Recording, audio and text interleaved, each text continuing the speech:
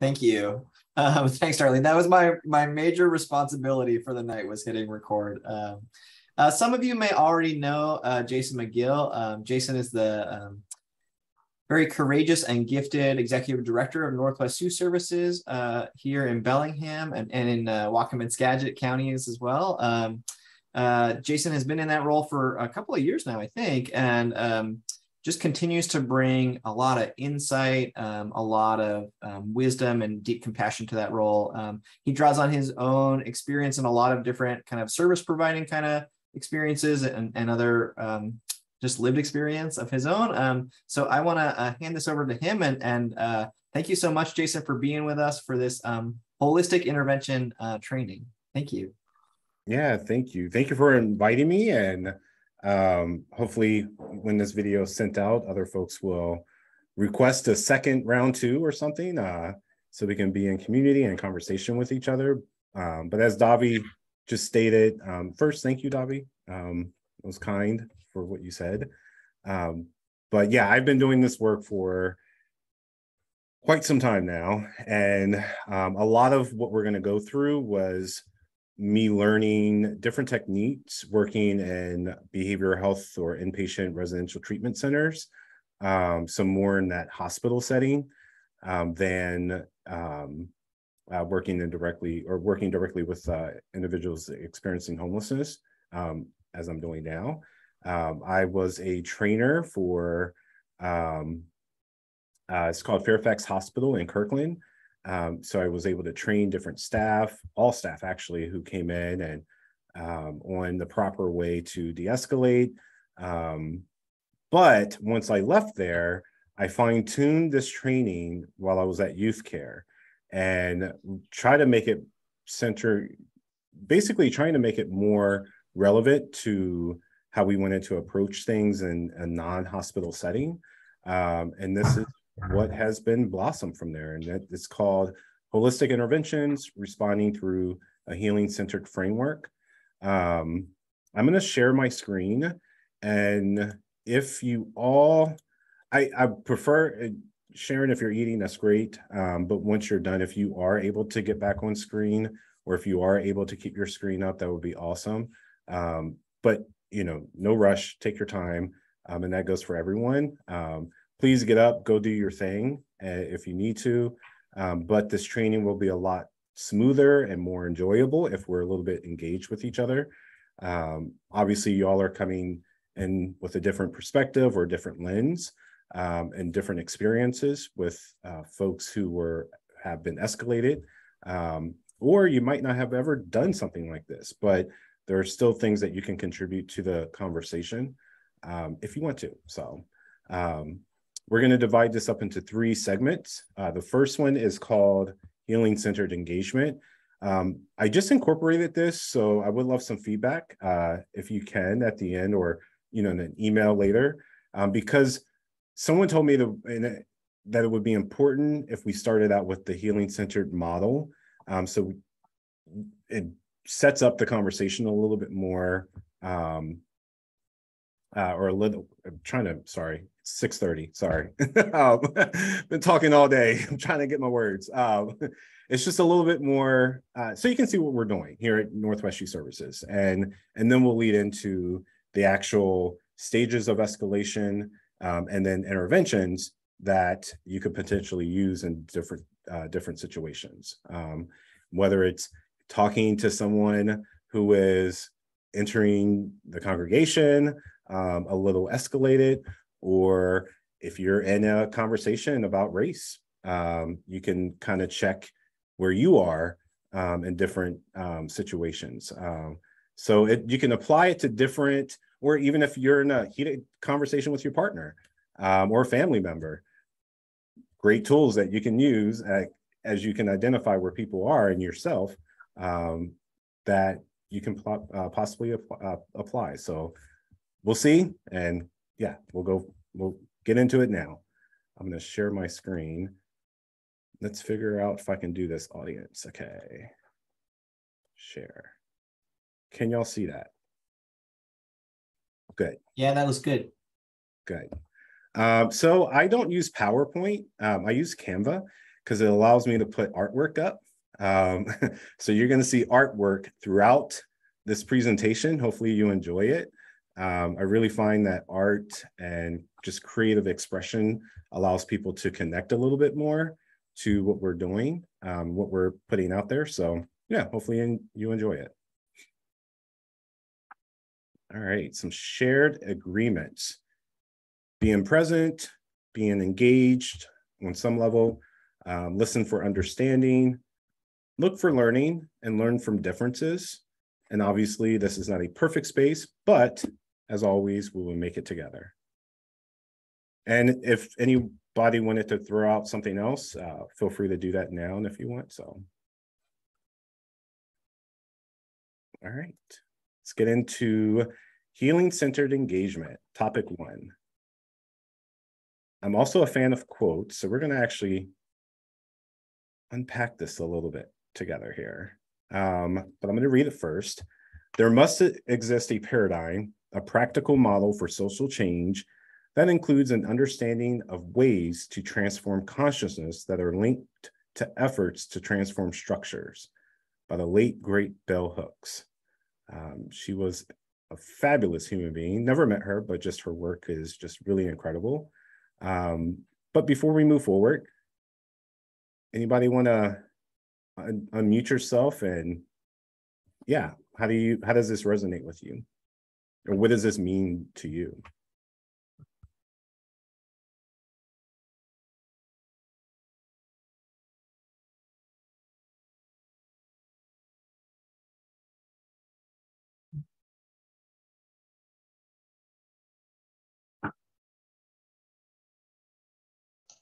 Well, I have to really focus on it to unpack it. And I get down to transform consciousness that are linked to efforts to transform structures. And I assume we're talking about social structures, something, I mean, bigger than just the word social, but yeah, practical model for social change. Yeah, I love Darlene. Nice to meet you. Yeah, spot on. Anybody else?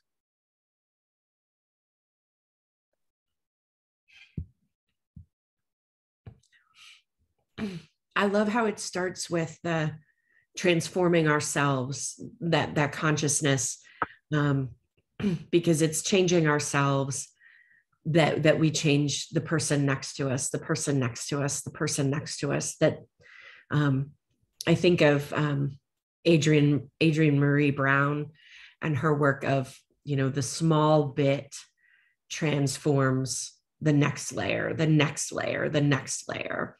And that's what pops into mind for me. And I did get to meet the amazing Bell Hooks once. Oh, yeah. A little bit of fangirl there. I love that. Yeah, spot on, Sharon. Thank you.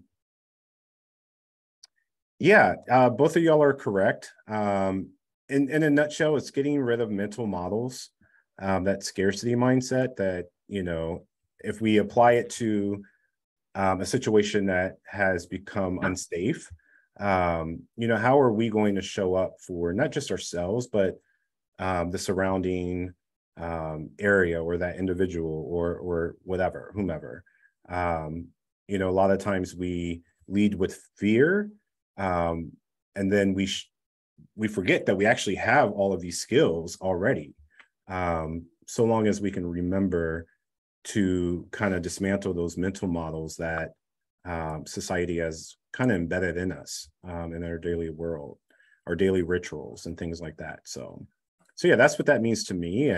And that could transform not just structures, but as like a system, but even internal or internal structure. It could dismantle or kind of redefine or transform that internal work that we have to apply as well in different situations. So yeah, I love that quote. There we go. All right, so what is HCE, which is Healing Centered Engagement? Healing-centered engagement recognizes that healing is more than just self-care and being the receiver of social services. It focuses on understanding that youth and young adults are at a critical stage in their development, and that they need meaningful support systems that focus on well-being, a sense of belonging, and a sense of place. It's really important. Healing-centered engagement offers hope, creativity, and ignites the passion of young people to create and envision well-being and civic engagement. It also offers opportunities for young people to be positioned well to enter into adulthood and creates opportunities to thrive, bloom, and flourish. So when we think about de-escalation, or just, I define it as escalated situations, anytime that we can apply our skills to kind of navigate the situation that is not I can't say it. You know what I'm saying? Dehumanizing. Yes, the individual. Yeah. I told you it's late. Yeah, I'll try to tag in. It can really just help create a situation that is safe for everyone, and most importantly, to you as the individual who is in that situation, as well as the other person who is escalated. Why does it work? Why does healing-centered engagement work? For people to heal from their trauma, they need opportunities that can help them transform their trauma and manifest it into something meaningful that helps them to recover and see themselves differently. This is where Northwest Youth Services can play a crucial role for young people.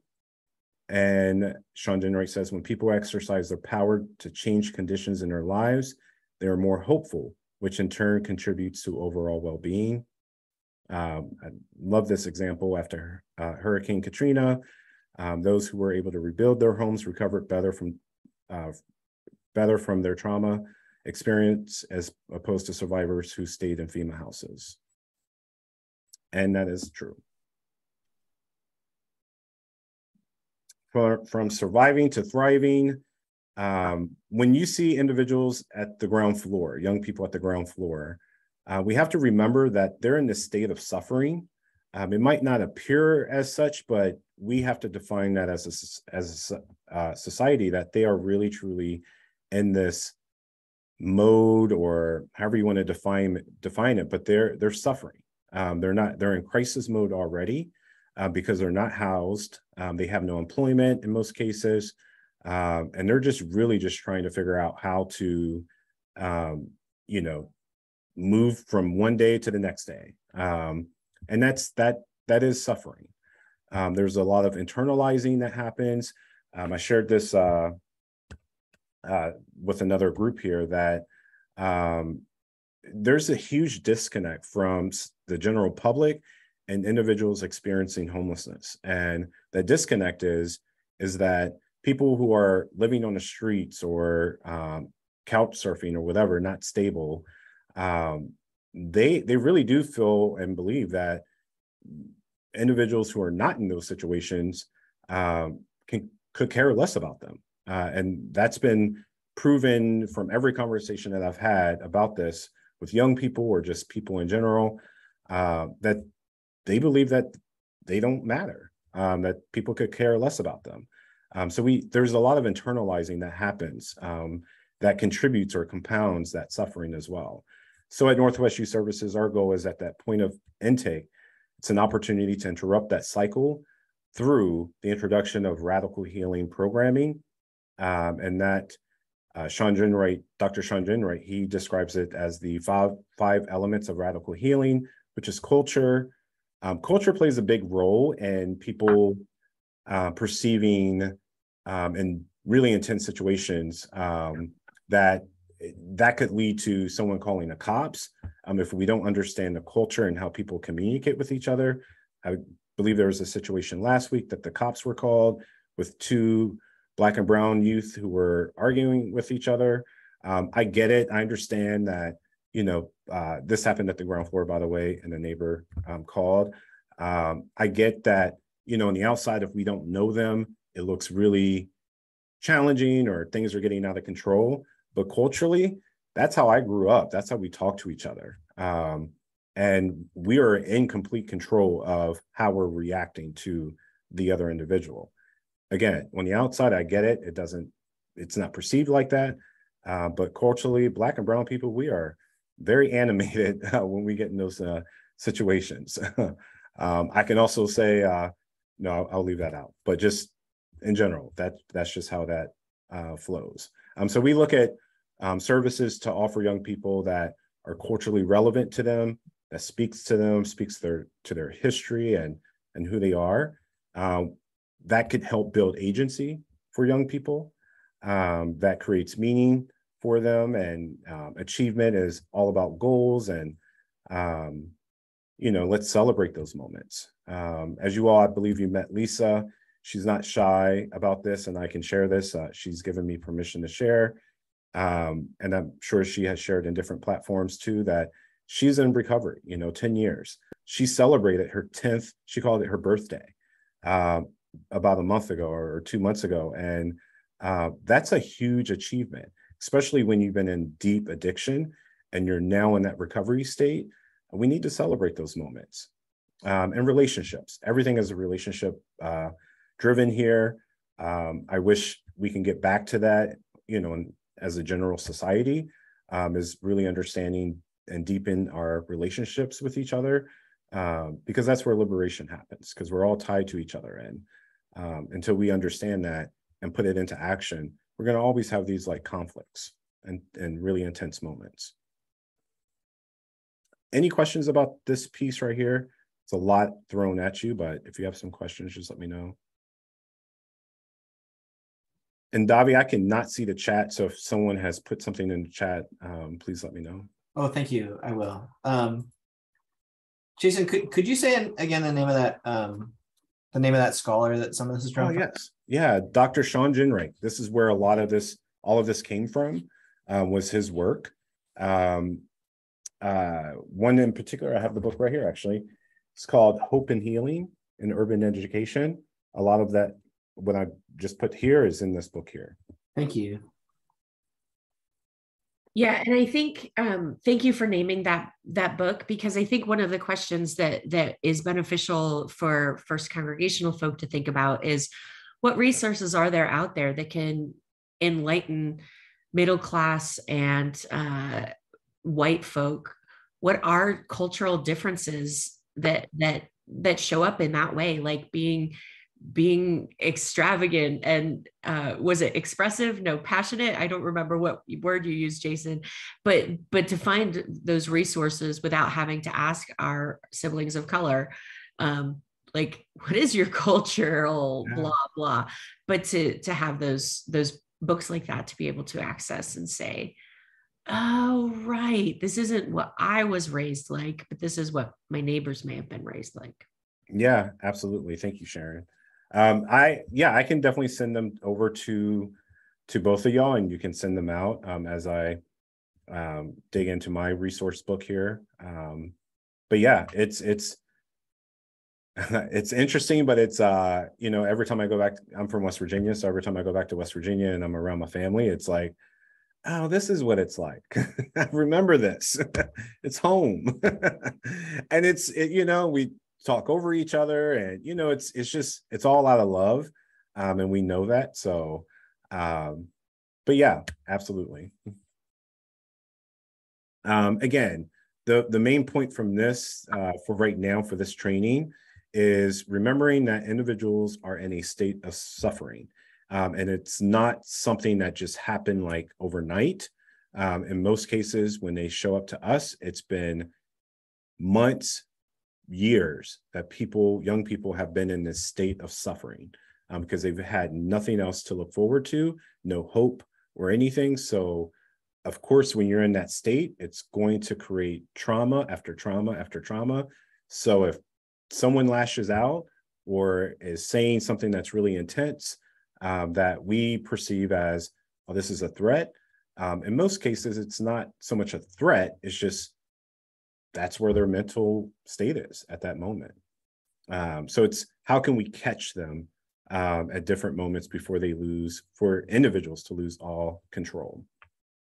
And we're going to get into all of that here soon. So What's usually the age range that Northwest Youth Services serves? Yeah, we serve 13 to 25. When they turn 25, they age out of our services. We've had some 12-year-olds in our adolescent home, but typically it's 13 and up. And with that, great question. Thank you, Brianna. With that, so Northwest Youth Services Principles of Care, it's create, connect, and learn.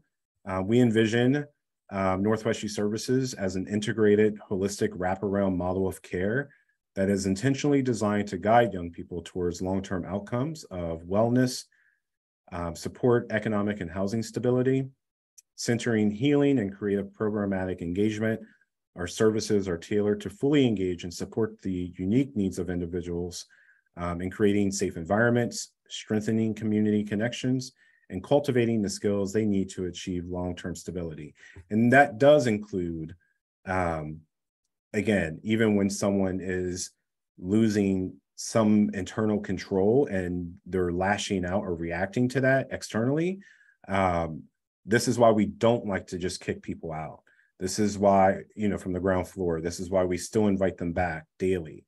I know there's probably like 2 young people right now that I'm sure some people would love for us to just say, at least the neighbors would love for us to just say, please don't come back here ever again, but we can't. And this is why. We'll never achieve the goal that we're trying to get to if we just shut people out. Because again, remember, they're in a state of suffering. All right. Stages of escalation, topic 2. Radical healing encourages stakeholders to consider that the results that we seek are a function of the quality of our relationships and the clarity of our consciousness and a way of being. Dr. Sean Ginwright, I forgot to put in here, but that's out of that book, Hope and Healing, as well. And when we talk about relationships, it is so much, or it's easier to kind of talk someone through an escalated situation if you've already met them or built up some type of relationship with them.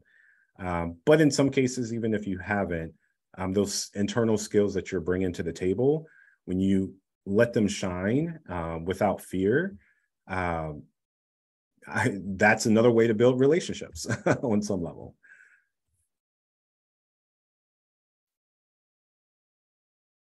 Control. Okay. What does control mean? If you don't mind, if I can just popcorn this,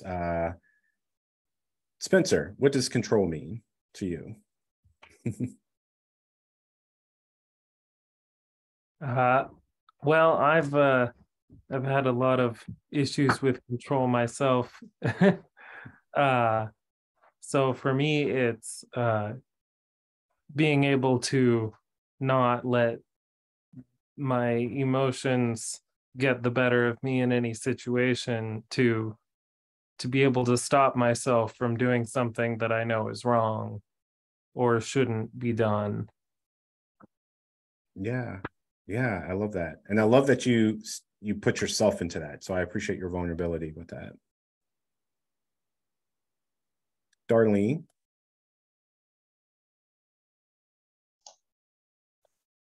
Control is choosing your behavior rather than just reacting. Yeah. So with that, what happens when you don't feel in control then? Well, you're out of control. Things happen. There are consequences that you don't want. Yeah. You lose your agency. Yes. Spot on. Thank you. Okay, I'm going to wrap this back around at the end, but remember some of those statements and comments or things that you were thinking about when I asked that question, like what does control mean? What does it feel like, or what does it look like when someone or yourself, you're out of control or losing control, I should say. That's really important to this process as well. All right. Stage one. Again, we're going to just focus on the stages of escalation, and then we'll get to the interventions here soon. But stage one, anxious. What does it look like when we are anxious? Jean, sorry. Oh, we might be a little short of breath and our muscles are tense. We're feeling a lot and it's hard to keep it all in. Yeah, spot on. Davi, what about you? What does it look like when we are anxious? I guess it's interesting. My head goes to like what it's like looking out from like inside my head when I'm anxious, and like either I'm like looking everywhere at like all the things that are happening at once, or I'm like hyper focused on like, trying to, I don't know, trying to fix one thing and I can't fix it, and it's just like I can't also like step away. Yeah. How about what does it feel like when we are anxious? Sharon, did you want to? My body tends to get a little jittery, like more internally than outside. And yeah, as Jean shared, a little shorter, less deep breathing. And I think for me also, I tend to have this, I feel like I'm outside of myself, looking at myself, watching what I'm doing and being like, why are you doing that? Like my mind kind of goes external to my body when I'm in anxiety. Yeah. So that's awesome, everyone. Thank you so much. And just to add on one point to that too, it's our bodies tells us, when we are in a challenging situation, by reacting or responding to outside signals. And also think about the fight, flight, or freeze responses. These are definitely examples of how our bodies respond to different situations or when we're feeling anxious. I know for myself, when I first started in this field, way back when, again, working in treatment centers for young people, I would kind of freeze a lot in those moments. And it took a lot of practice to kind of train, if that's appropriate, train my body or condition my mind and my to my reactions when I'm feeling in those, or how I feel in those different moments. So definitely put it back on you. I'll just leave it right there for now. I was about to get in some other stuff, but I'm like, no, Jason, wait. So stage two is protective, defensive. I use protective, but it's defensive is the same thing. It's a state of being, right? It's communicating with the emotions. Individuals can feel threatened by their environment and towards their environment. That's a big one, especially in the field that we work. But for you, like, what does that start to, I guess, look like or feel like internally when you're starting to get protective over whatever is going on? We don't have to go into it like we did the first one, but just think about that, like how does that make you, or how does, in those moments of just unsure and not clear, or just like, wait, this is not a cool situation, naturally we tend to tense up and start to become a little bit more protective of our own agency. But that also, if we don't have the skills built up yet, that can also look differently externally towards other people.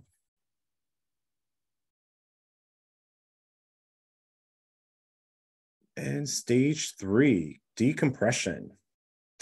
The process, which is the process of returning to our baseline, regaining control. A lot of times in this field, if you're working in this field and you're in those moments, those really intense moments with individuals, there's a lot of times it's the individuals expressing feelings of guilt or regret. Just an example, we had a young person in our PAD, our adolescent home, who didn't make the best decision. I mean, he's a 15-year-old kid, didn't make the best decision a couple weekends ago, and got into an altercation, like a physical altercation, over his perceived trying to defend someone else. But 2 days later, that happened on a Saturday. Monday comes around, there's a lot of expression of feeling guilty or regretting that decision. So in those moments, it's really important for us to capture those moments. And once we get into some interventions, we'll definitely, I'll define some of those for you and what you can do in those different moments. But just the emotion itself, a lot of folks will feel guilty. I know I've been in those situations where I'm like, I said something that I define it as out of pocket to someone else. And I'm like, after I've come back down, I'm like, oh, snap, that was probably not the best way to respond or react to that situation. Any questions so far?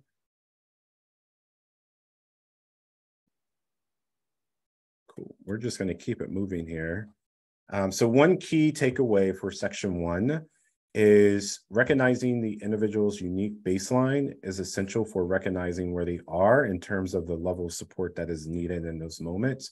Again, there's stages to escalation, and a lot of times people are not just going to start reacting physically or just super violently.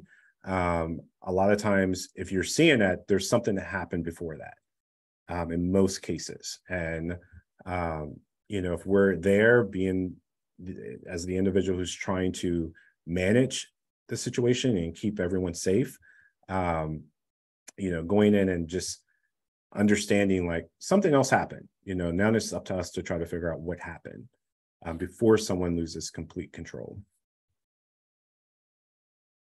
And I did take out, there was, when I typically teach this, there's 4 stages, but I took out the stage 3, which is, it's really meant for a hospital setting where you have to do restraints and things like that. I took that out intentionally because that's not what we do. And I didn't want to teach that. But that's when someone has lost complete control. That's also a lot of times where individuals will call the police, is they're perceiving that individual has lost all control without even checking in to see, asking some probing questions and things like that. But yeah, I took that again intentionally just because, we want to catch it before someone loses all types of control. In most cases, we can.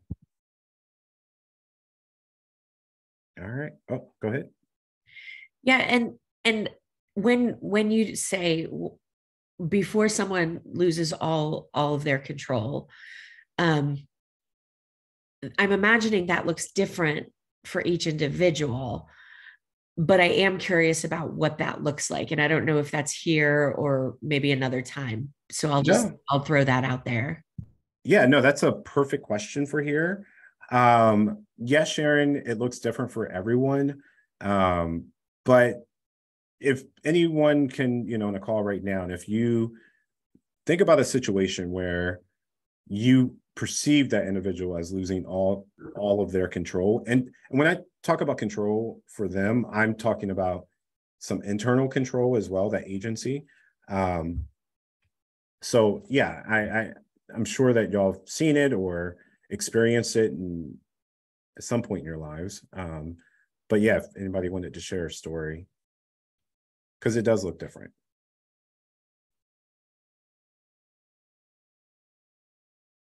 And if not, it's all good. I just, for the sake of the. Yeah, I'm thinking of a person that we knew who would be around the church property a lot.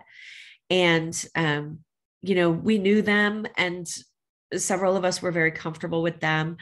And there would be times when it would seem like they would lose all control and would start yelling and throwing things and things like that.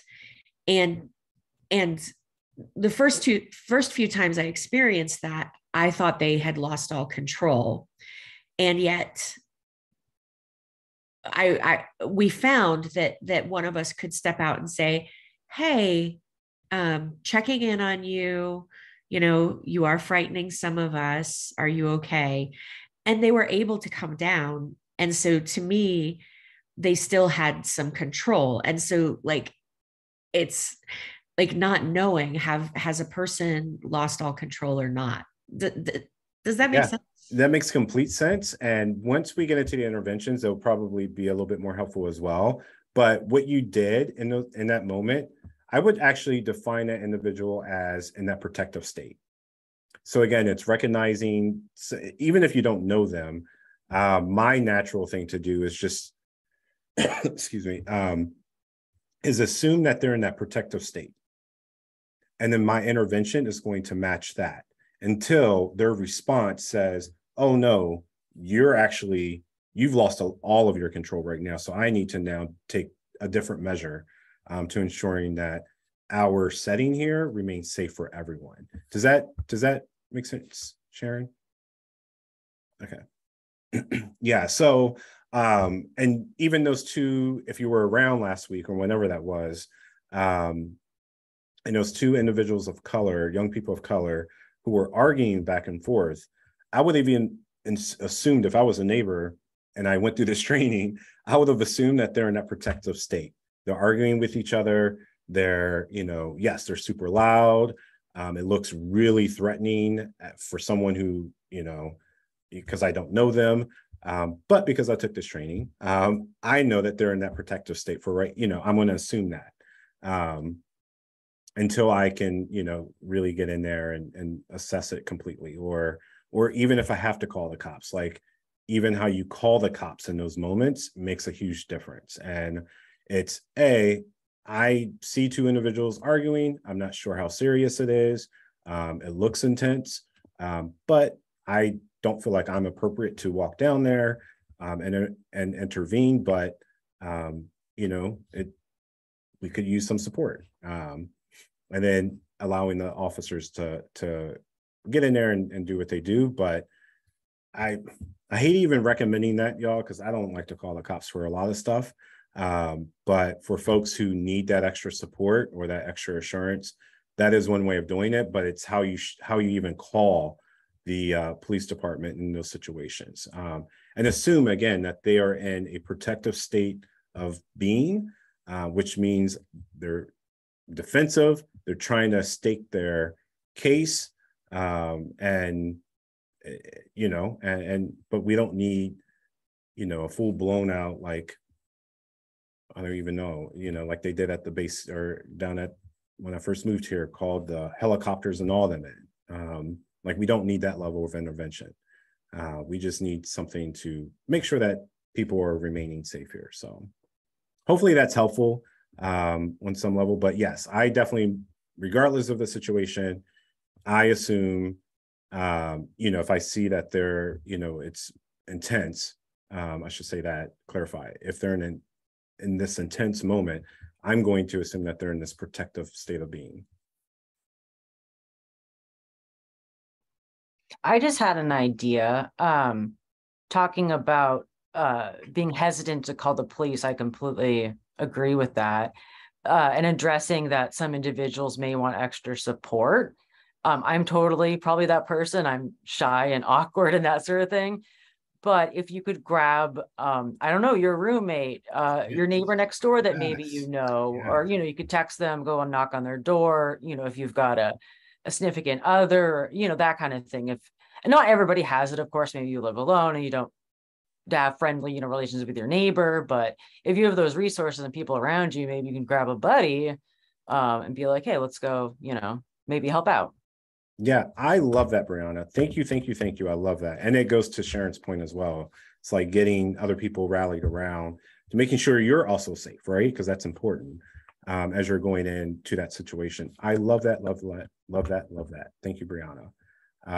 That's exactly what we do here at Northwest Youth Services. We get a team together first. So, yeah.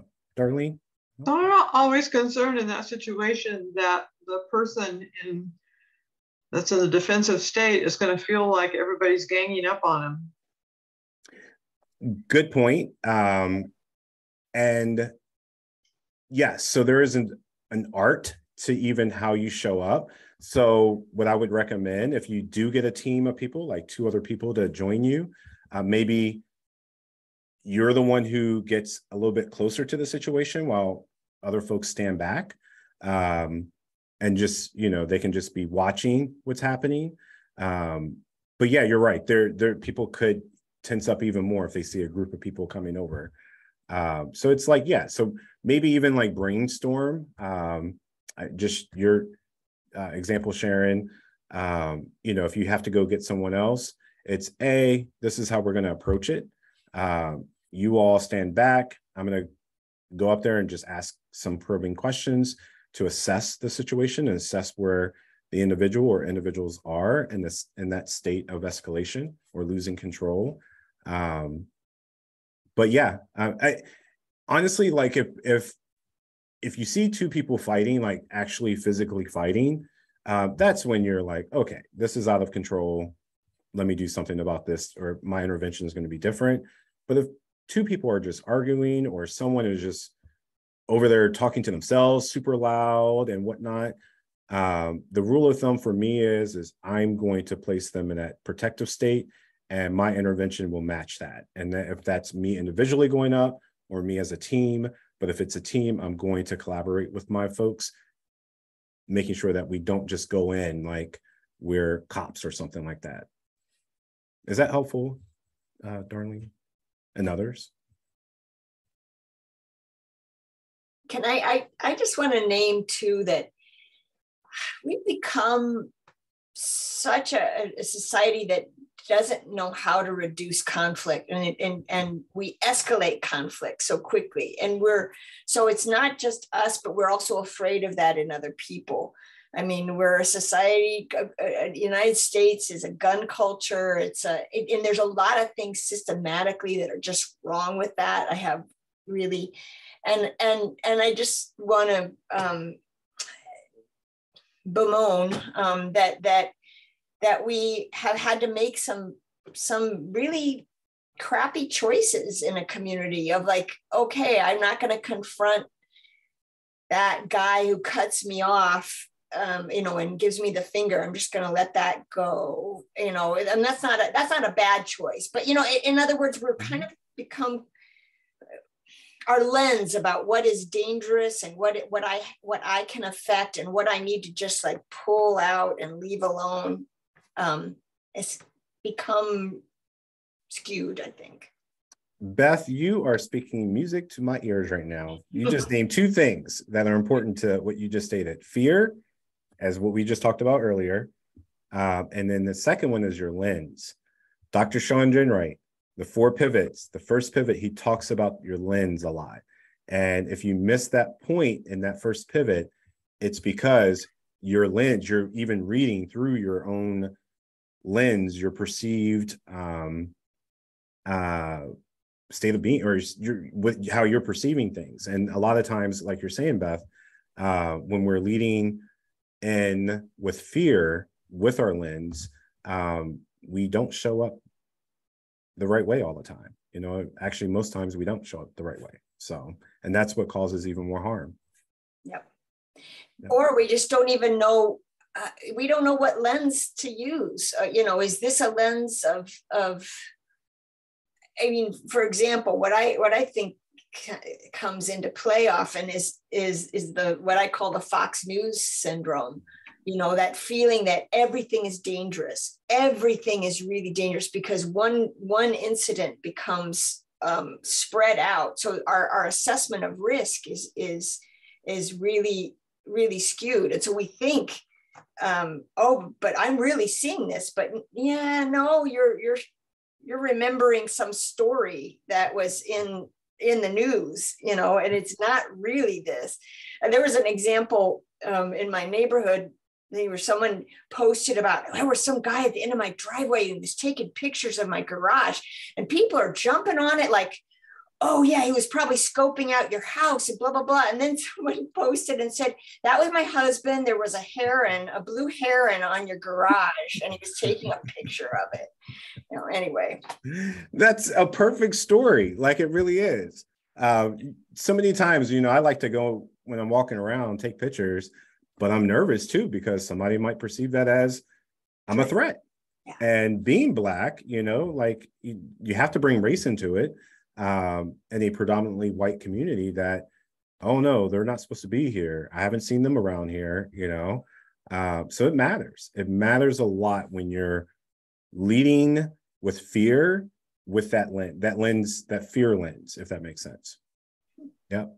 Which we have to, at some point, we have to break that down. And just share one more story before we move on to the topic 3, which is, again, our last topic. But these task force meetings for the 22 North building here that we've had, because I don't know if y'all have heard anything about it, but it's a lot of uproar because there was a lot of stuff happening outside. And I get the fears that come with that because we see something. But long story short, one of the individuals, she said that even when she goes to work in her office complex, many times she'll witness someone getting out of the dumpster in early morning hours. I don't know about y'all, but for me, when I heard that, I just felt defeated, because it was like, what next? Because nothing else happened next. It was my fear of someone getting out of that dumpster led me to do nothing else. And I get, if you're coming out, going to work, you're there, it could be dark out or whatever, and you see someone who, like, oh snap, that looks fishy right there. I get the initial fear reaction, but if we stay in that state of mind, we're causing a lot of harm, because naturally what we should be doing, okay, the situation is fine. You just got out of a dumpster. I bet they're hungry. I bet that they need some fresh food, because they probably just ate anything that was in the dumpster. They're probably thirsty. Not probably, I guarantee that they're thirsty.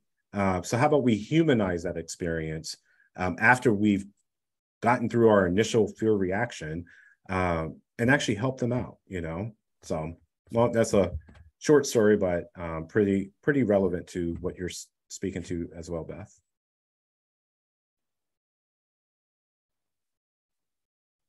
All right, I love it. See this? I love it when we have discussion now. All right, interventions, topic 3. We're going to go with intervention style 1.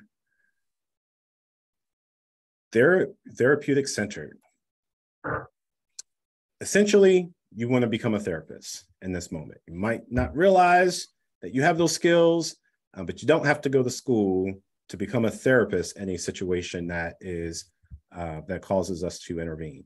But one way you can do that or tap into those skills is getting curious, by asking questions. Active listening. What is active listening?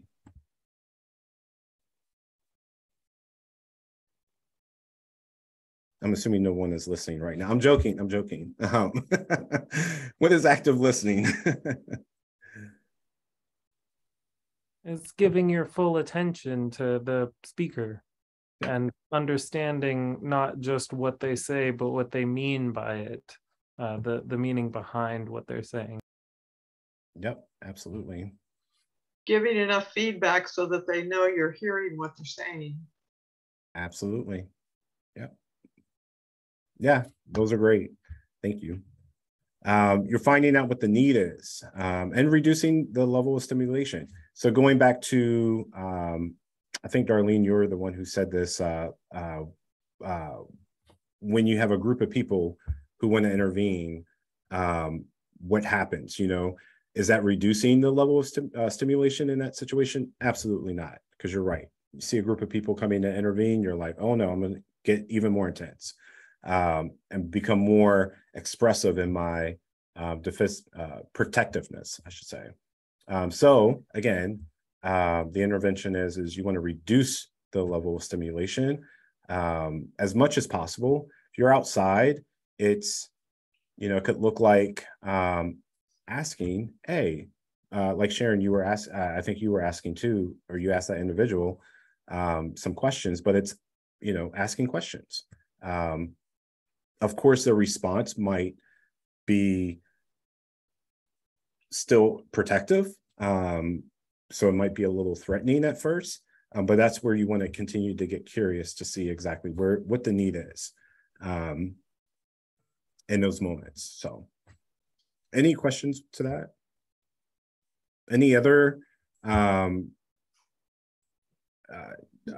Yeah, Jason, this is Davi. I guess like Sharon, I want to say if this is for later or another conversation, that's fine. And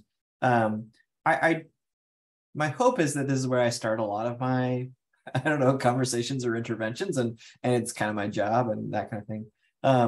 And a place where I sometimes get where I find myself moving towards a protective posture is when somebody is in a mental health situation or whatever else is going on with them, where like there's not, it doesn't feel to me like there's an opportunity for conversation. I had the same problem before my kid learned to talk, and still do, but or a different problem. But I think like I'm so reliant on the like verbal stuff that I have trouble like setting that aside when it's not working. I don't know if you have suggestions or if that comes later or Yeah, no, it leads into the next intervention. But even if even assuming that they're in a protective state, or you're in a protective state of being in that moment, if it's yourself, there is some level of like quick reflection, like, oh no, am I the best person to be in this situation? And you have to be honest about that internally, and tap out. That's why, again, when an individual is in that protective state, if you have some other colleagues or friends around, you can kind of, hey, do you mind stepping into this? Because it's creating some past stuff that's coming up right now. So you can step away and then come back in, if you can. But yeah, that's a great way to handle that. And to Sharon's story earlier, even if they're in a protective state, I kind of start out with this therapeutic centered interventions, some of these interventions, by getting curious, because I need to make sure that they are in a protective state. Right. Because my how I'm going to show up, or how my next response to that is basically me saying, this is the intervention now. Hopefully I said that right. But like, if I'm in that situation, I'm going to get curious, like, how are you feeling? Or what is a good question that you even ask? How are you feeling? That sounds very like broad, or a pretty even intense question to ask someone who is in this anxious state of being right now. I always say, how's your day going? Even when it's clear that the answer is terrible, but it's still like, there you go. I like that. And there's some charismatic to that, as a charisma to that as well, which is awesome, because it kind of, you're trying to break the tension, right? Yeah. So yeah, even how you ask it matters. The tone, the cadence of how you're asking matters in these situations. But the biggest thing is you want to ask questions. You want to get curious about what's actually happening right now. And then that's going to lead you into how you're going to respond, which leads into intervention style 2, which again is the protective state, which is rebuilding structure. So you're trying to creatively balance the individual's agency while setting limits. So you still want to set clear expectations about what's going to happen next. As it states, you want to maintain clear communication, offering win-win choices.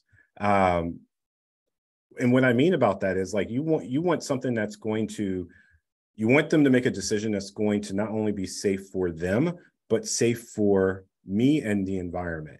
So it's offering win-win choices. And it could be, A, you're thirsty, I can get you a cup of water or soda or whatever it is. If you can go and sit here in this block or this stoop or something. Just making something up, but hopefully you understand what I meant about that. Whatever it is, you want to offer some win-win choices, because again, you're rebuilding the structure, the internal structure, with not just for yourself, but for the individual as well, who is in that protective state. Validating is a big one. I might not agree with your actions right now. I might not agree that you're yelling right now, but I'm going to set some limits. So a lot of times what I do in those situations is I hear you, and I might not agree fully with you because I don't know the entire situation, but I hear you. And I'm not yelling at you. Can you please match my tone right now? You know, so it's really being clear in your communication with them and setting those limits. And it's putting the onus back onto the individual of saying, hey, how am I going to respond now to these really clear expectations? And also describing why you need to respond. That is really important as well. Sharon, you did it.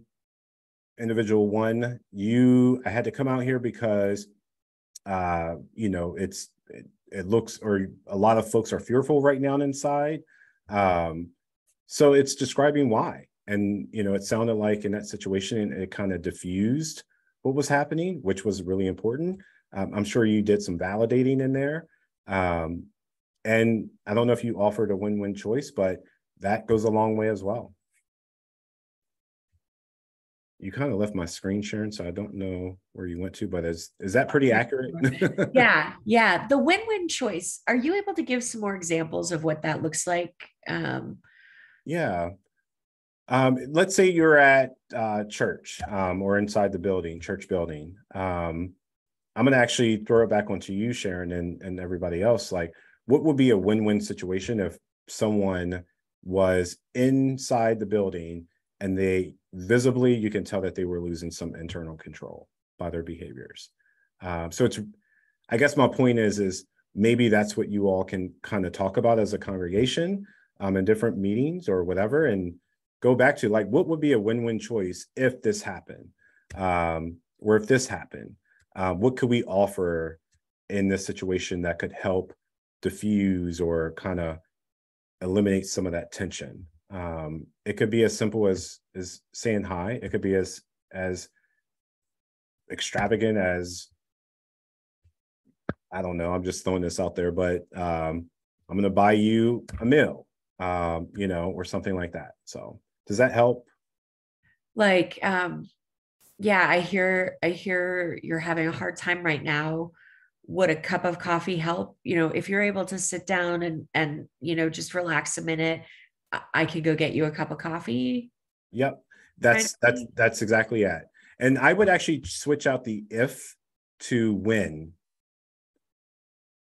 You know, it's like, it's really being clear again in your communication, because you need them to sit or just take a step back or whatever it is. So you can go and get that cup of coffee, or your colleague or friend can go and get that cup of coffee. But that's also, yeah, I found it to be a little bit more helpful by switching out if to when.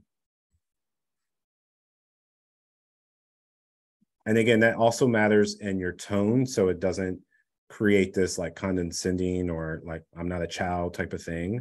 But even to this day, like if I'm in those moments, I'll say when you do this, I can do this. I can then feel safe to go and get you a cup of coffee or something like that.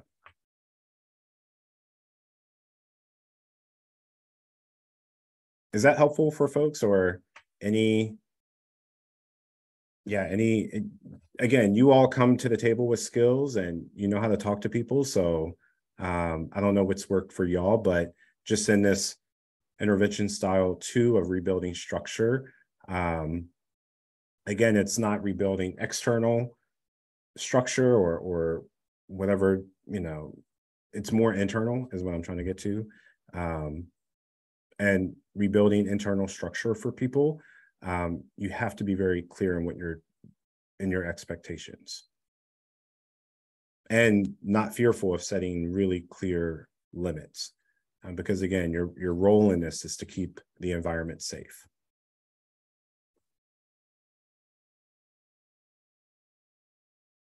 Can I throw out an example? I did not have this happen, but it was something that I heard people having difficulty with, especially the other church that was had the later service, but they would have individuals come and ask them, "Can I have cigarettes? Can I have some money?" And then when they would say, "No, I'm sorry," the individual would get angry. So I'm just trying to think in my head, I'm going through a scenario. Yeah. How we could see them as individuals, maintain our, like, no, we're not going to do that. But yeah. Yeah, I love that, Beth, because it brings up something that I learned over the years of replacing no with, unfortunately, I don't have any cash on me. I don't want to lie. But well, I don't have any cash to give. Okay, a lot of times I don't have cash on me, but I do. I say that to people all the time, like if I don't have cash, and it's not, even if I do have cash, I'll still say I don't have cash. Just as a rule of thumb, I don't like to give cash to folks who are panhandling a lot. I'm really selective in that, only because, I would rather offer food or a drink or something like that. So that's it. That's what it could be. Even if you don't have a cup of coffee right now or soda or something like that, it's, when you're able to do this, I can then go and get, whatever it is, a drink or some food or something like that. So I guess my point is like, if you can replace the no with something else, like rephrasing the no is what I'm trying to get to. It goes a long way with like just managing the entire situation. Is that helpful at all? If not, please you can be honest, like it's all good. Yeah. I mean, I think each one of us has to have our own individual.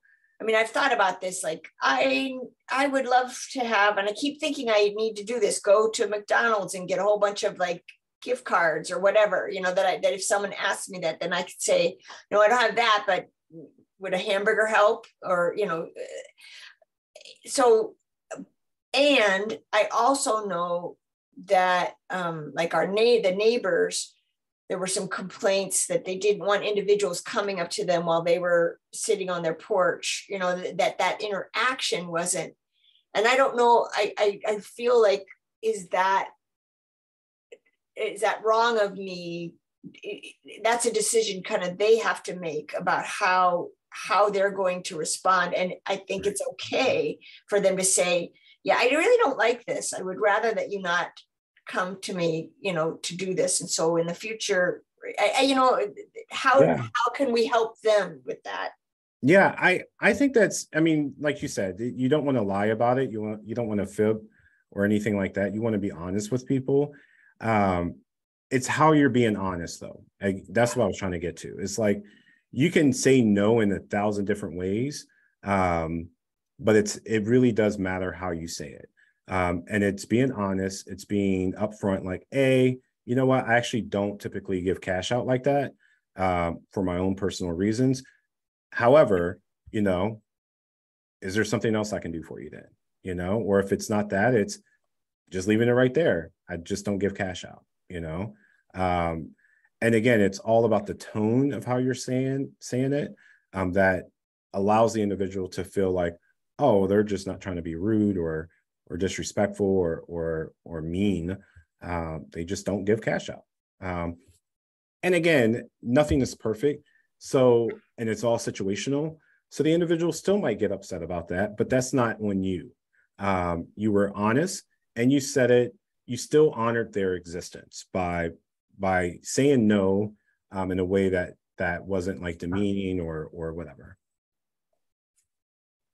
And Jason, that goes back to the discussion earlier about checking in with ourselves to be able to recognize, oh, this person is mad at me. It's not because I did anything wrong, but this is how they're Exactly. responding to their long held trauma, or I'm not sure exactly how to say that, but They're suffering. Yeah. they're suffering. Thank you. Yeah, that exactly. It's taking yourself out of it. Absolutely. Not taking it personal. Absolutely. For an example too, or Davi, were you about to say something? No, I was just chiming in there. You're good. Oh, okay. Another neighbor it gave me that same example. Why, Jason, I offered them this individual water, but they started cursing me out. I'm like, okay, thank you for offering it. But are you going to just stop offering water now to individuals who you think need some water? And their response was like hesitant because they wanted to say no. But that fear again was like, well, I don't know, because, I don't want to be attacked. You're not being attacked. Remember, they're in a state of suffering. They've probably been told no by 100 other people that, that they've asked. And so again, it matters on how you say it. And it matters on making sure that you don't internalize that as it was something wrong that you did.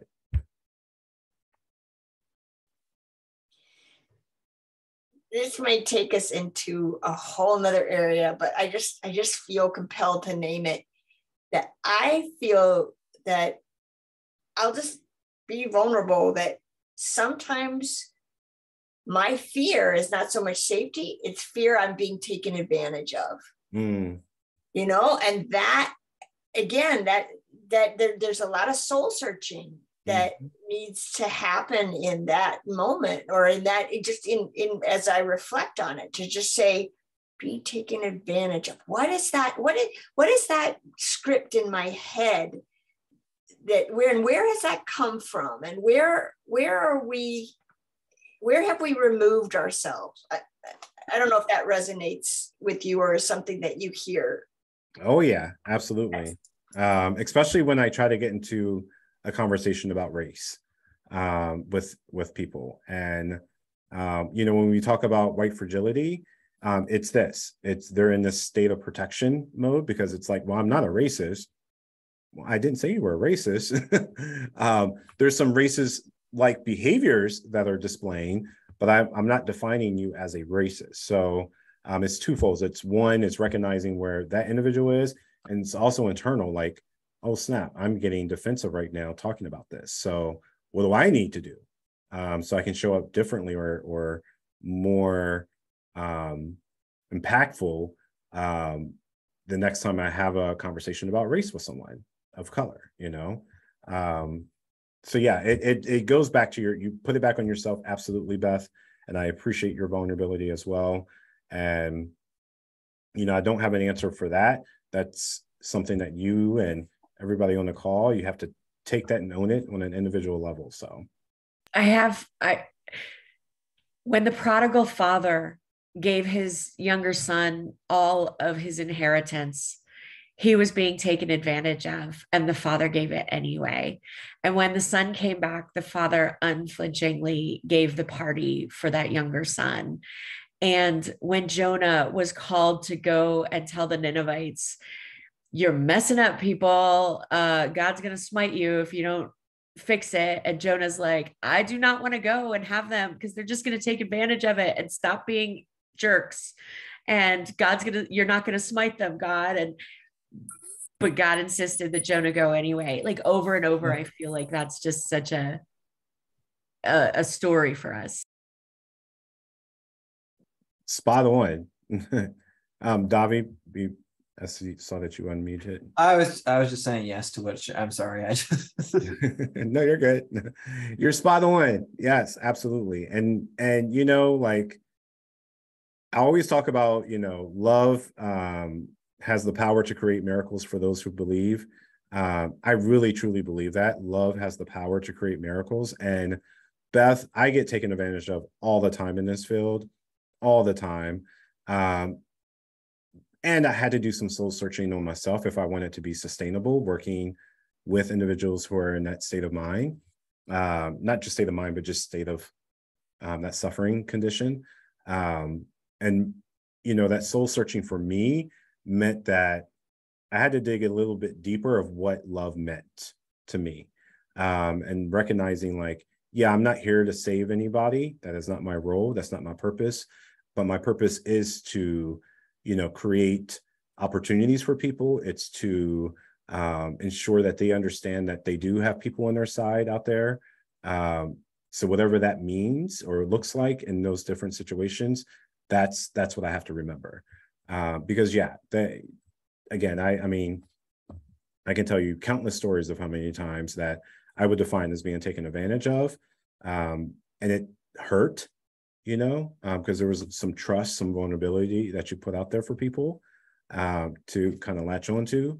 But it's also taking breaks, recognizing when you have to take a break and heal from that experience, and not generalize it and say that everybody who, you know, asked me for this or asked me for that, if they're, you know, especially in folks who are experiencing homelessness, that I'm not going to penalize them just because of this other experience, you know, if that makes sense. So.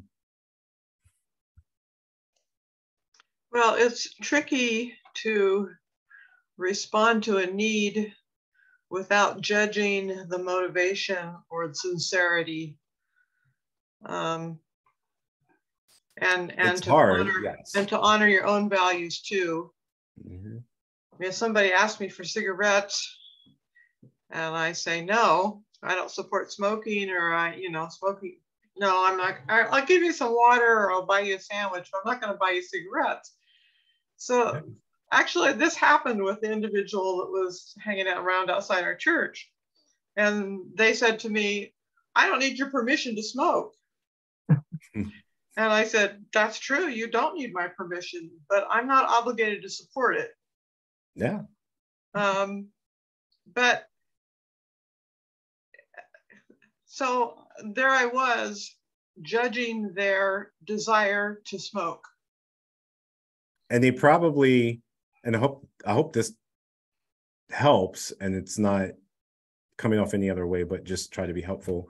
I also hope that in those moments, it's how do we uphold our own values while also recognizing that if someone who visibly you can tell they are either one in this protective state or just anxious about something, that my personal value of humanity overrides or supersedes my value of smoking cigarettes, because that suffering state of mind, that probably actually helps them in that like anxious state. So it's like, you know, I don't suggest prioritizing or creating a hierarchy on your values. That's not what I'm trying to imply here.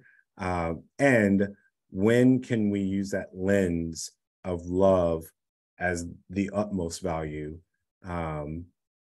Because I recognize someone's existence first over my own, you know, hopefully that helps. It's a tricky line to walk. It is tricky. It's hard. You know why it's hard? And I won't get into my politics here, but it's hard because capitalism has taught us that. But I won't get into that in this training here. But it is. We are a society that has, in 2022, almost 2023, we prioritize our own individual, which we should. We should prioritize our individual desires and wants and whatnot. So long that it doesn't blind us from someone else's existence and what's going to help someone else out, if that makes sense. So, but I'm not going to sit here and preach. I'm not a preacher, so. Well, the way I've learned to kind of view it in my faith personally is over and over again, God talks about always providing enough. And that's kind of speaking against the scarcity mindset pretty directly. And so if I have more than I need now, whatever help I can offer to someone who has a greater need, to me, you know, even if their motives are one thing or another, I don't feel like I'm being taken advantage of so much as sharing the gifts that I've been given. I love that. Yeah, thank you for that, Spencer. I love that. I love this conversation, y'all, and I really, really appreciate y'all's vulnerability by sharing your own experiences in different situations. And I hope and I pray that it doesn't come off as any judgment or anything like that is from on my behalf, because that's not the intent. So, all right, so we're going to get in intervention style 3, which is credibility, which is an interesting way to term something or define something, but it's a teachable moment. It's an opportunity to reflect on and learn from the situation on both sides. But when we're looking at the individual, it's an opportunity for us to really show that we have credibility by honoring what we have just said. Like, when you do this, I'm going to go do this. When you do that, I'm going to go do this, or whatever it is. You know, it's really showing that individual that you do care, and that you're there to support in that moment, and that helps build the relationships on many, many levels. But again, the intervention style 3 is credibility. It's a teachable moment. It's trying to connect the behaviors to the emotions. You know, it's all good to feel and express, but it's not so good when our expression causes harm to someone else, and people need to connect that. And this is the opportunity to do that. I'm going to skip to the next slide because it's going to hopefully connect everything that I was just talking about here. We can have some discussion around all of this here. But taking it back to control, as you can see here, we have, if you see on the screen, the dotted lines going across. If you see the dotted line under CO, if we were in person, I would be able to point, or I guess I can use my cursor here. So CO, that really stands for coach, so coaching. And this is where we want to kind of intervene. This is hopefully where we have every opportunity to intervene, is really, again, recognizing that someone is anxious about something, and my intervention should be therapeutic. So it's getting curious again. After that, it's, hey, I was actually able to, Sharon, your example is pretty spot on as far as this is concerned. It really just sounded like the individual was somewhere in the anxious field or stage or whatever, but you were able to come out, set a limit, an expectation, and that moved them into that stage 3 of that decompression. But taking it a step further than that, it's, hey, I just want to explain the impacts when you're standing here and you're yelling of how that's going to impact our congregation, our service right now. You know, it's again, it's connecting their behaviors to their emotions to their behaviors, and how their behaviors are impacting them, but it's also impacting other people in the area. Stage 2, as you can see, it's down in this NTRO, which is nitro, because they're about to explode and lose all control. So again, it's the intervention, it's rebuilding structure, and some of those methods to use. It's setting limits, it's being clear in our communication, it's offering win-win choices. Again, every situation is unique, so offering a win-win choice in one situation might look different from another situation. And then the L is just defining the individual has lost all control, or even yourself, you lost all control in that moment. So what do you need to do in those? Is really remove yourself. Yeah, I'm going to pause. I feel like I'm saying the same thing over. No, I appreciate you saying the same thing over, because I think there's a lot. It's a really rich, it's a rich image. It's a rich set of conversations, and I'll just name it. Like I was like, oh my gosh, they stand for things, and it was like blowing my mind. And I was like, oh, what's the L for, right? And I think it makes sense in this methodology that it like that's the like losing control mode. And I think there's like, for me, there's a love that like carries me even when I'm like beside myself, and hopefully carries other folks. Like there's times when I'm like, I can't do anything for that person, and I can still like love them from a distance, and by being from a distance, I'm like that putting love into action by being like, I'm out for a while. Exactly.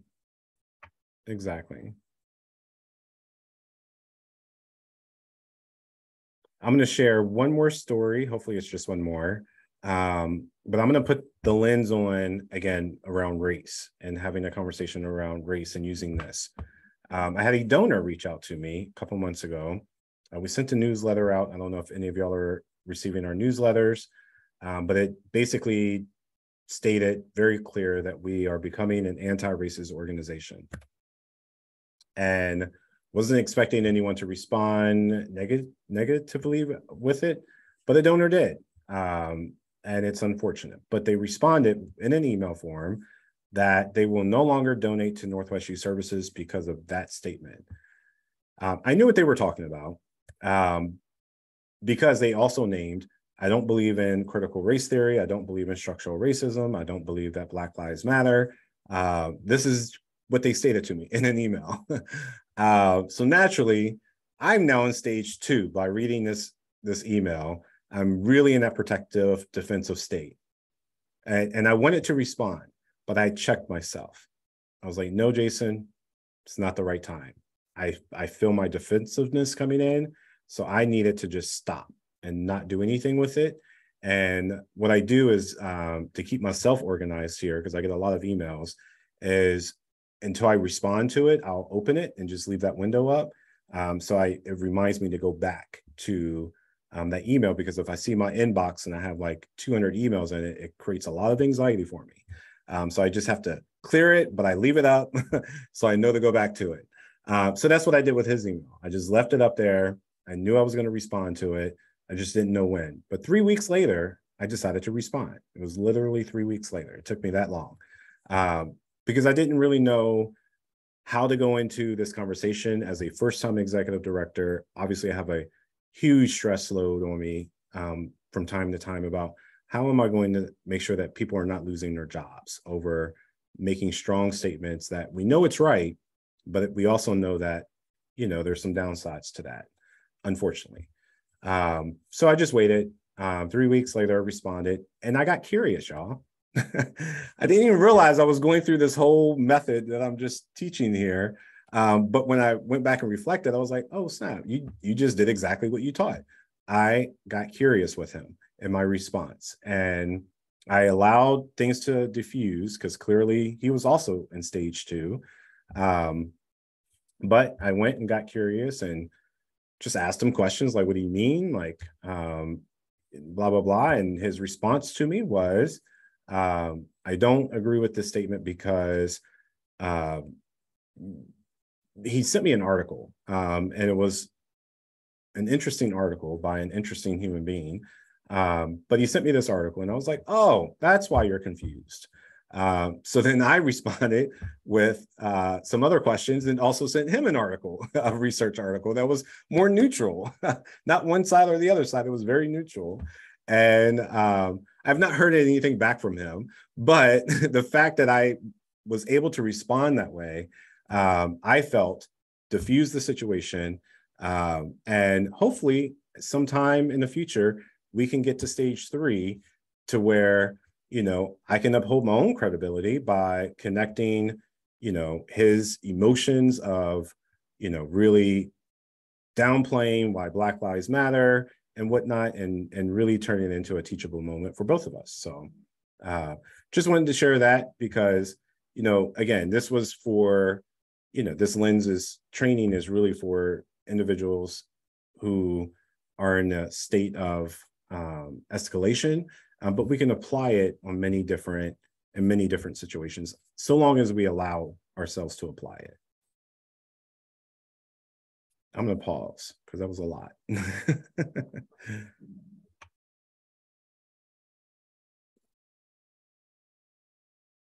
All right. Any questions with this? And please ask, like, if you have any questions, like, this is a good time to kind of unpack it, or at another time too, if you are like, hey, I just remembered something, Jason. Go ahead, Davi. Yeah, thank you. I'm noticing that as I hold all this stuff, I'm somewhat comfortable, whether or not I'm competent at it. I'm somewhat comfortable bringing this to my work. And, I live in a neighborhood where there's a lot of folks who are camping in the woods right near my house. And so, like, I haven't talked to them lately to be like, hey, like, there's oftentimes a lot of yelling early in the morning and it like wakes me up and it's a drag, and I think that's largely from a place of fear and a little bit from a place of like, look, like whatever y'all have going on is probably like more of a drag than what I have going on. So, I'm trying to like respect that. But I guess I wonder about like when I find myself like literally at my window sometimes of like with the question of like, is this a situation that I want to intervene in? Good question. Yeah. I'm glad that you're asking yourself that, Davi, because, if, in those situations, I would probably, again, every situation is different, but hearing what you're describing, I would probably pick a moment when it's not so, what is the word I'm looking for? So busy. Yeah. Out there. Because it sounds, it just sounds like some relationship building should occur. And that's what I was trying to like really convey to folks around here. I'm at the office, by the way, which is off of State Street. We have 22 North next to us, and people were camping out here. And I was trying to get the neighbors to understand, like, it's really important to, if you want the result to be where they're going, then let's try to build some relationships first. If you are uncomfortable coming over by yourself, knock on the door for us here at Northwest Youth Services. We can go out there with you. So you can actually introduce yourself. Hey, I'm a neighbor here. And at nighttime, when it gets super busy, it really is a distraction for blah, blah, blah, or this, not blah, blah, blah, but X, Y, and Z, whatever it is. And is there something that we can do to work this out? Yeah. So it's like inviting them into a conversation to create solutions. Yeah. And it might not happen overnight, but if you're consistent with that approach, 9 times out of 10, they're going to become your neighborhood watch. Yeah. Yeah. And it's, I that's really well named because it's like showing up ready to be partners with folks. Yes. Yeah. It's centering and understanding that they are also humans. Yeah. Yes. You're frustrating me right now. That's a human thing to do. But what do we do in those moments? Let's honor everyone's existence. And they have nowhere else to go. So it's, what do they do? Thanks. Yeah, absolutely.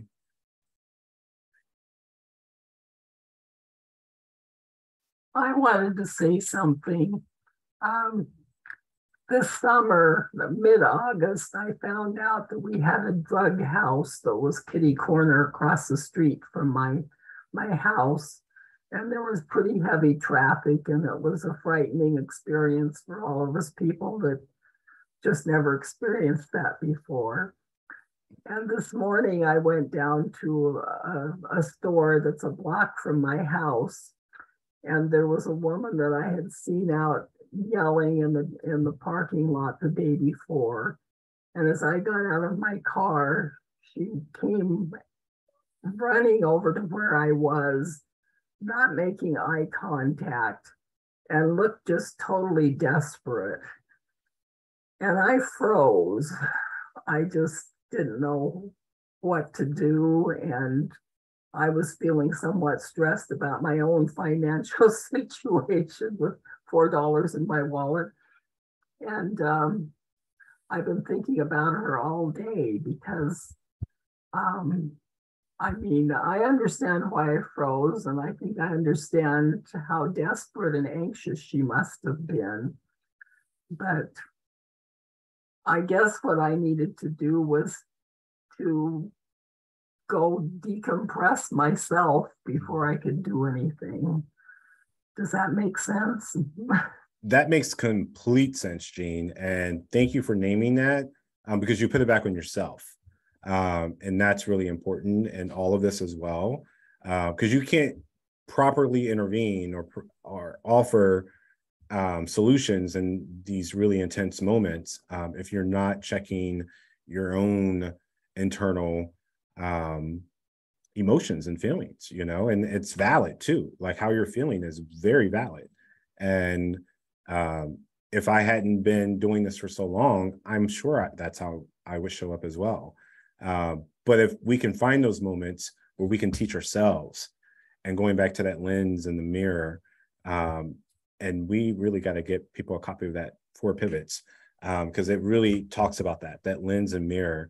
And Jean, you doing that, you really tapped into that, the mirror, and what Dr. Sean Generate talks about what that is, honoring how in different situations, you're recognizing where you're at in different situations and how you're showing up. And it's, if you can recognize that, that's where that change, that internal change can start to happen. But when people when they refuse to even look or reflect back in any capacity, they're going to always lean in with their lens because that's what society has taught us to do, and to react like that, you know. And I'm not saying it's not appropriate to get, you know, tense up or feeling some type of like fear on some level in those moments, because you don't know that individual. You have no idea what they're running over to do and things like that. And but again, it's reminding yourself that, oh, let me decompress for a moment. Love that. Thank you, Jean. Let me decompress for a moment. Let me make sure I'm looking at this from a very holistic lens, and making sure that, yes, I'm safe now. Let me get curious, you know. But the important thing is to recognize where you're at first and foremost. Yeah, absolutely. And it's going to take some time to get used to approaching things in this manner. It's not an overnight thing. But if we can keep practicing, putting things into practice like this, at some point it's going to be very helpful. So.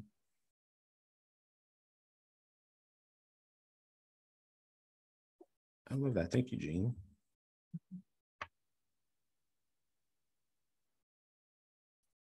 All right, I'm gonna go to the next slide.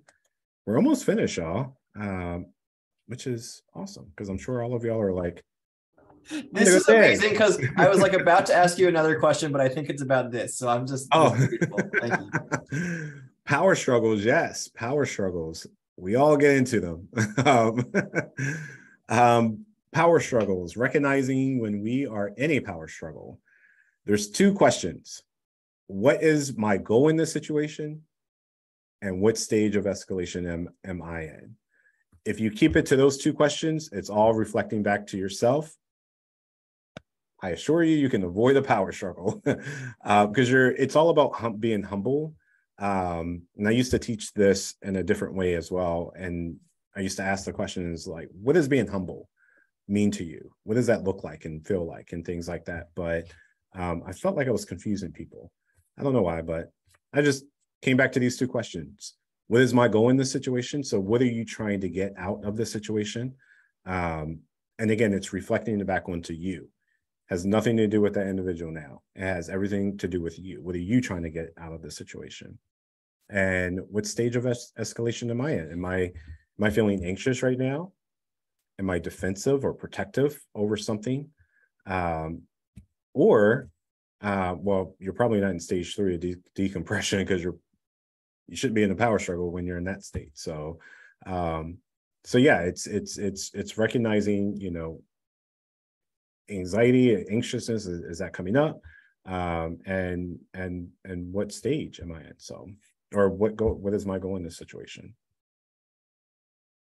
It sounds very simple, but putting it into practice is hard because, again, we have our own personal unconscious biases that we don't even realize a lot of times, where that fear comes into play a lot of times as well. But if we can remember to just ask and pause, step away. What is my goal in this situation? Am I trying to, Sharon, I keep using your example, but, am I trying, your goal in that situation, what I heard was trying to not just make sure the situation, the environment was safe for everyone, but it was like, hey, like you're really being disruptive right now. Like you needed to point that out, which is super appropriate because it was creating some anxiety inside the church, the building. So what was your goal in that situation? It was to create a safe environment, right? For everyone. So you got curious and you kind of just flowed from there. Clearly you were in a state of being that allowed you to kind of break down some fear. You probably still have some anxiety in that, but you broke down fear on some level to push you to even getting out there. So I applaud that. And you got curious, which is really important. So Yeah, David, I think an important note on that as well is that I had become familiar with this person and felt comfortable enough to do this again and again in that way. And so when we say, we can recognize and not get into a power struggle, I recognize that I still do it, in each new situation. And so what I want to say is that even though we can screw it up over and over again, we can keep trying this to check in. What's my goal? Am I in a power struggle?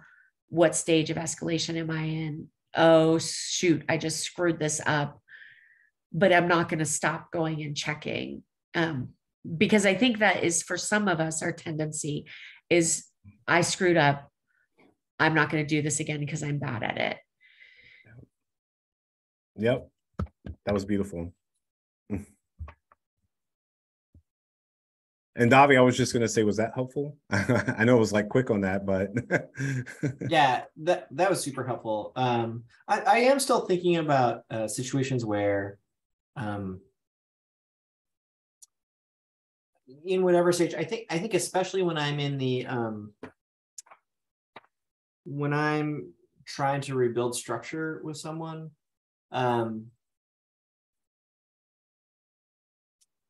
and they're not responding in ways that make sense to me.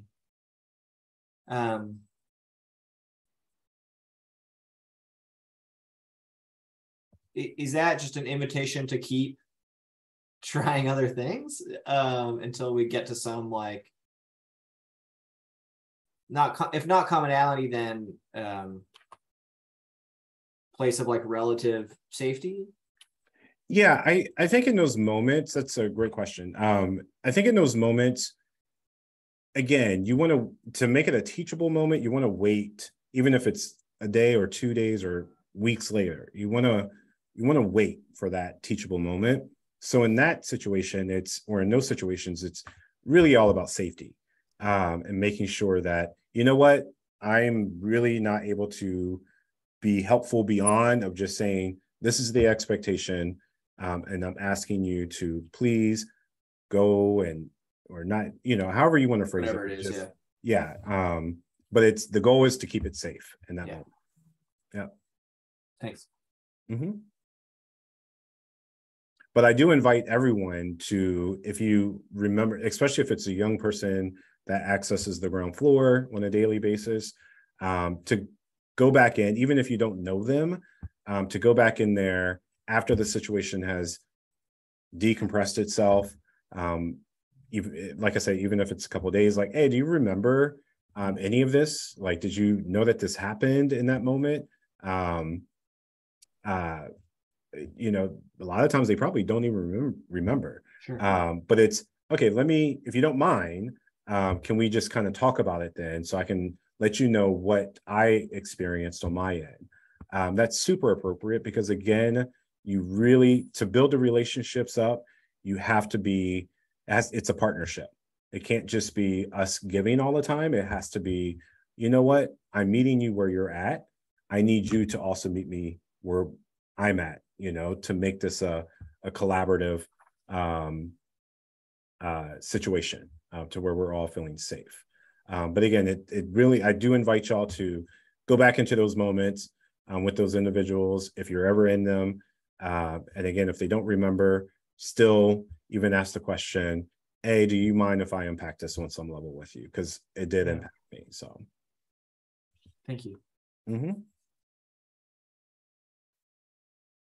I tell people all the time, especially young people, how many times, I can't even count how many times I've been told by young people, well, I'm experiencing homelessness, so you got to do this. No, I'm sorry. That is your experience right now. That is not who you are. And I have to remind young people of that often. You cannot use your experience and weaponize it against me when I'm just trying to serve, you know? And it's important to set those limits. It really is, and explain why. And I know that he doesn't mind me sharing this, but one of my directors who has lived experience, when I told him that story, he laughed, because he was like, I was one of them youth who did that. And I'm like, you get it now, right? And he's like, yes. I'm like, just because they're young and then that state of suffering doesn't give them an excuse to just be blatant disrespectful. It doesn't. So, but we can't be fearful about having the conversation with them, because nothing will change that.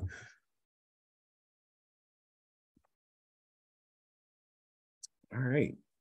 Some key takeaways. Centering someone's existence can help prevent power struggles, and our intervention should match the individual's need. Those are just a couple. If you have others, you know, if you took your notes, you took your notes. And but if there's others you want to highlight, you can email me, and I can add them to this list as well. But those are the two that kind of stood out for me when putting this together. So, and that's it. I'm going to stop sharing my screen. Thank y'all. Yes, thank you. I appreciate that. Appreciate the love. But that's it. Yeah. Any questions, comments? Yeah.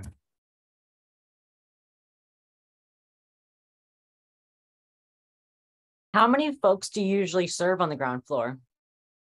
Ooh, on a daily basis, we're serving between 20 to 25 young people daily. And then up until, I don't have the new data points, but up until June of this year, so from January to June, we had served over 200 unduplicated young people. So that means like their first time coming in, which is, like, for a small community like this, Shaw, that speaks volumes. Like, we really need to, I'm just going to say, step up our game in this. So, and do you see those numbers rising, decreasing, staying the same? Like, I would assume rising, because the environment we live in, but yeah, rising. Right now it's rising. There's not a lot of housing options for young people who are super vulnerable. And when I say super vulnerable, like, there's a lot of mental health barriers. There's really literally no housing for them in this community. And if there is, that means they have to be tied to a lease. And that is so inappropriate for those individuals, because we're setting them up to fail. You know, so our goal at Northwest Youth Services, and hopefully in the future, we can generate some, like, future, meaning 2023 future, generate enough support from the community, because I would love to purchase like 2 homes so we can provide housing for those individuals while they're in their healing journey, so we can get them to a certain point to where they can hold their own lease, which is really important. So these houses would not be tied to a lease, because, you know, again, they're working on their healing and trauma and stuff. So Great question. I'm plugging that because I know there's some influencers in this space right now. So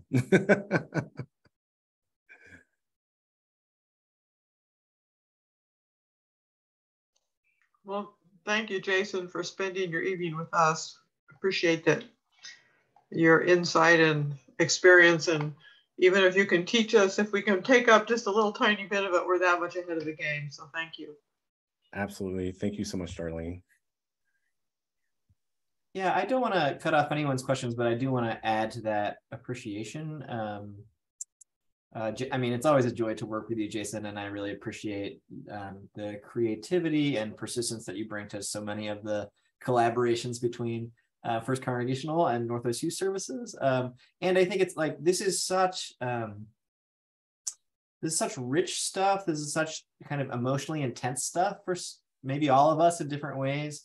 And it's such important stuff. And so I'm really glad to have the richness of this presentation. And I'm frankly really glad to be able to share it with congregants and friends and others who might want to take a look on their own time. And I'm really glad that it's in the context of this wider relationship with you and the rest of your really wonderful team at Northwest Youth Services. So that's just my gratitude. But we do have a few minutes remaining before Jason turns into a pumpkin at the if folks do have particular questions. And I think, like, if you have a particular situation you want to run by, that could be really helpful. I mean, we don't need anybody's names or which committee meeting it was in, but you know, you can, it was helpful for me to share. And I think it was helpful for me to think through the theory of this by looking at a particular test case. So. Yeah, absolutely. And just real quick too, I to add on to that, this is what I consider like a crash course of the stages and interventions. If we were actually to do the 4-hour version of this, which I haven't done in quite some time, we actually do go over tone. We do some role playing. We go over,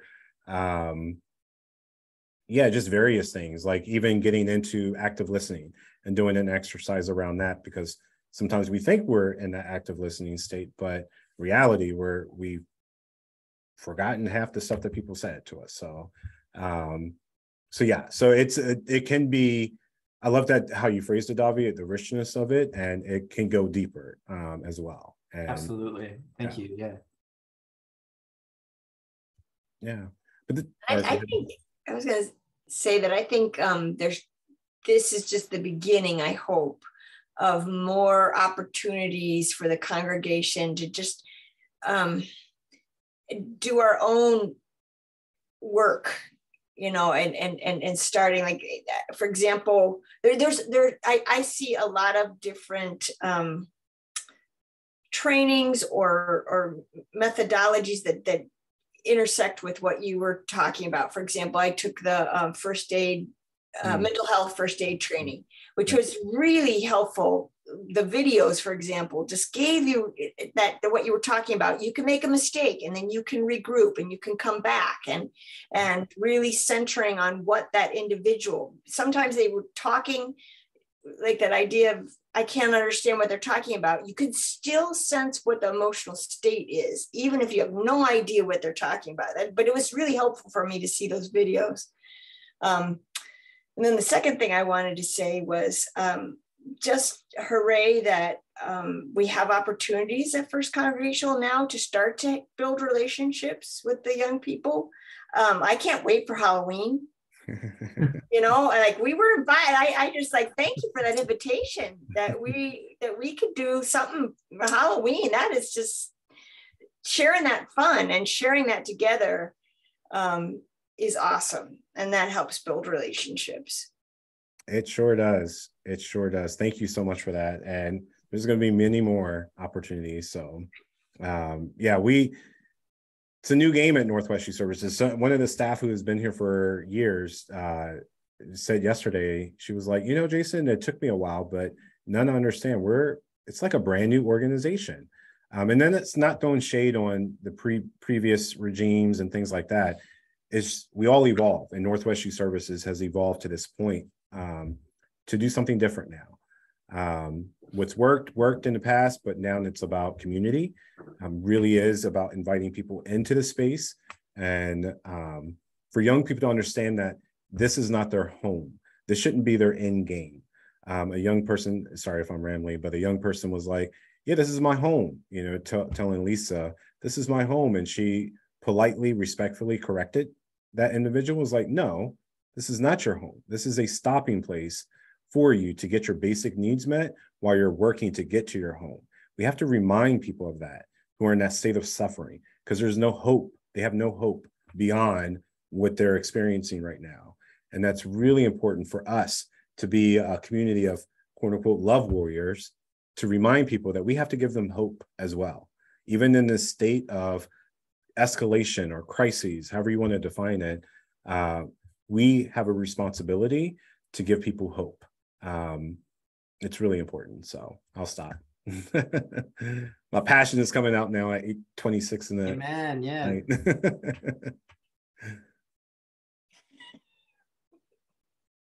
Well, thank you all so much. Thank you again, Jason.